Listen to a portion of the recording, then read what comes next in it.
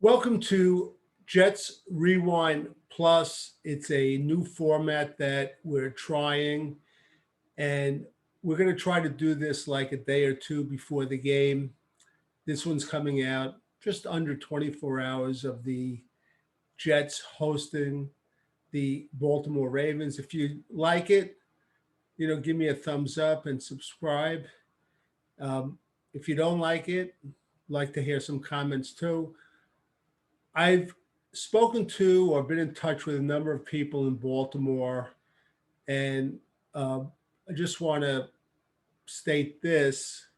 I'm a fan, and in no way am I saying I know more than Robert Saleh, Jeff Ulbrich, or our offensive coordinator. But nevertheless, that what makes sports great is Mondays.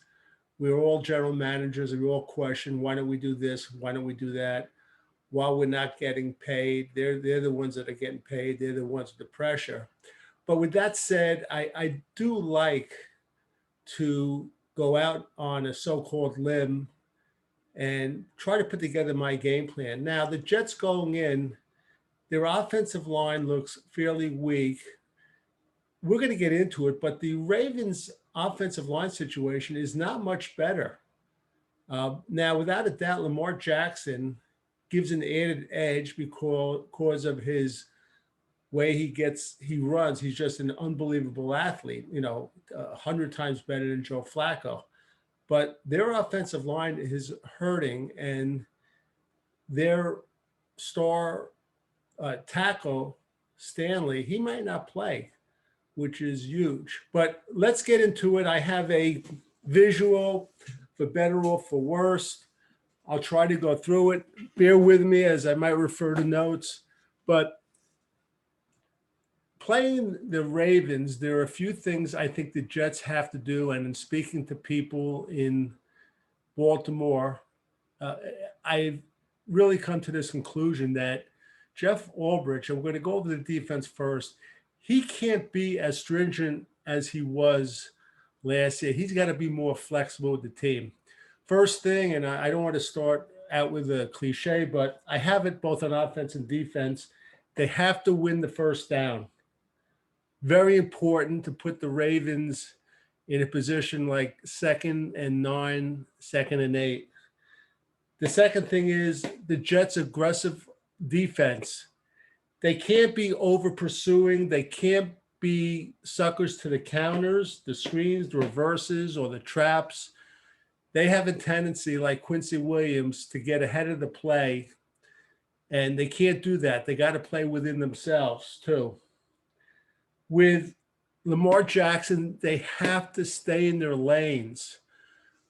Ideally, the theory is you don't want him to get outside. However, with him, it doesn't matter that much. He's such a great runner that even if he runs inside, he's effective. But they have to stay in their lanes. We want to try to hold them to under 50 yards rushing, which is very, very tough. What I would do is they have a tight end, Mark Andrews, who was a phenomenal receiver. He had over 100 receptions last year. And he's like the crossing pattern king.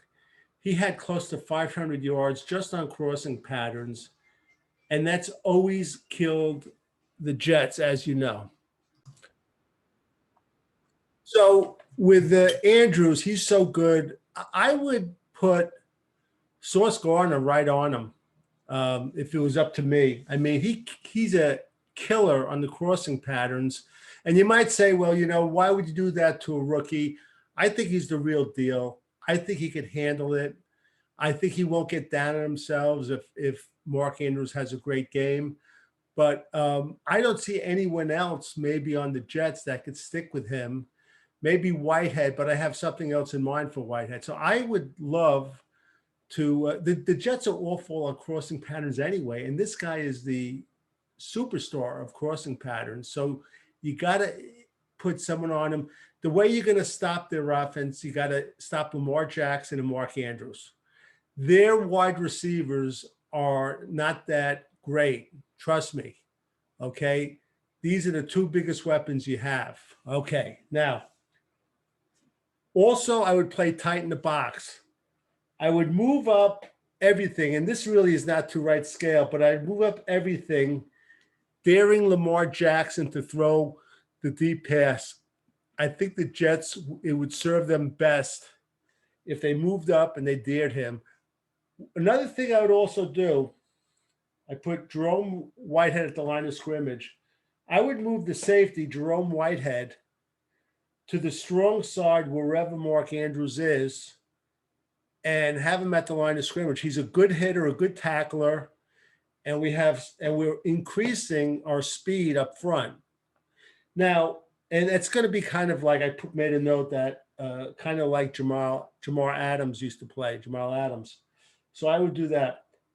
The Ravens offensive line, just so you know, Tyler Linderbaum, who Jet fans loved when he was in college, he played in only 3 series in the exhibition game. Now, Linderbaum is more quick than powerful. All right. He's had an injury with his foot too, on and off. He's back. He's a real good player. But again, he's a rookie. What I would do with him is I would move Quinnen Williams from the gap side, right to the nose, right in front of Tyler Linderbaum. Let's give him something else to worry about. I would have him playing head up. Keep in mind, they're very good gap blockers. They block well in the gap, but I would still move Quinnen Williams right over Tyler Lindenbaum's nose. Also on the offensive line, former Jet Morgan Moses, I thought he was a little overrated last year. He didn't impress me. He allows tons of pressure, okay? And if you look at his stats, he allows almost twice as many pressures on the road than at home for whatever reason. I'm not saying he's a wink link. I just think he's a little overrated, and he does allow pressures. And remember, the Jets' defensive line, they're basically built for pass rushing, all right? Most of the guys. They're built mostly for rushing the quarterback than stopping the run, which in this case, it's a little unfortunate because the Ravens will like to run the ball. Now, their number 1 running back, Dobbins, it doesn't look like he's going to play. Also on the offensive line, Ben Powers, the left guard, he's not that good, to be honest with you. So that's another weak link.